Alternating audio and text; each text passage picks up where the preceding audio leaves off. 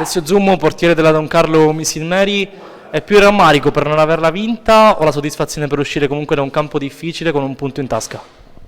Ma sinceramente abbiamo giocato contro un'ottima squadra, ben dislocata in campo. Noi siamo partiti bene, siamo partiti forti, abbiamo fatto gol. Purtroppo mancava forse un minuto alla fine del primo tempo, dovevamo essere più cattivi, più determinati e più concentrati a sventare quella situazione lì.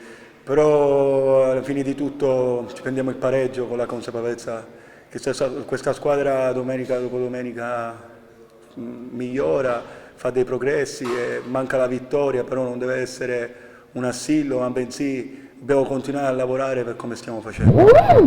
Il secondo pareggio in esterna, la sensazione è che manca quel guizzo in più sul finale di diverse occasioni, quel guizzo in più in punto per portare a casa la partita.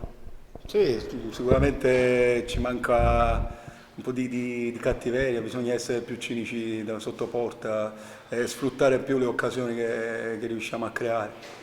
Però siamo agli inizi del campionato, la squadra cresce, migliora, comunque è una squadra giovane. E già dei meccanismi si stanno insomma, come dire, eh, ultimando, quindi bisogna continuare su questa strada e perseverare fino a che si raccoglieranno dei frutti. Calcio di rigore parato, ma tanti interventi a determinare questo pareggio. Alessio Zummo può essere soddisfatto della sua prestazione. Io sono soddisfatto della prestazione dei ragazzi che comunque lottano e ne danno prova e dimostrazione ogni domenica. Poi è chiaro, se va bene, nel caso del rigore, sulle parate sono soddisfatto, però quello che conta è che comunque la squadra continui e continui per come sta facendo. Prossima partita in casa della Nissa, non un appuntamento semplice. Come si ci approccia ad una sfida così delicata contro una squadra che lotta tra i piani alti della classifica?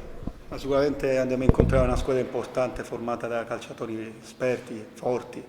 Noi sempre con la stessa mentalità, sempre quella, insomma, la mentalità battagliera che ci portiamo dietro, sempre con compostezza per come stiamo facendo, però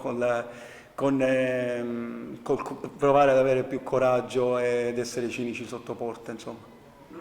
Questa è una squadra che sta a metà classifica, oggi la Don Carlo Misilmeri, però ad esempio vincendo contro l'Accademia si andava a ridosso della zona playoff. Ecco, il vostro obiettivo rimane una salvezza tranquilla o comunque vedere da lontano la zona playoff vi entusiasma, insomma, quindi una serie di risultati positivi può giovare a vostro favore e proiettarvi anche in quella parte della classifica.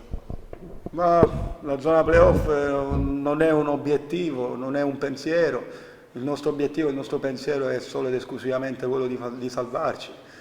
Sì, il Misilmeri viene da 2 o 3 anni, insomma, di campionati importanti, ma quest'anno è l'anno zero, si riparte da zero, appunto.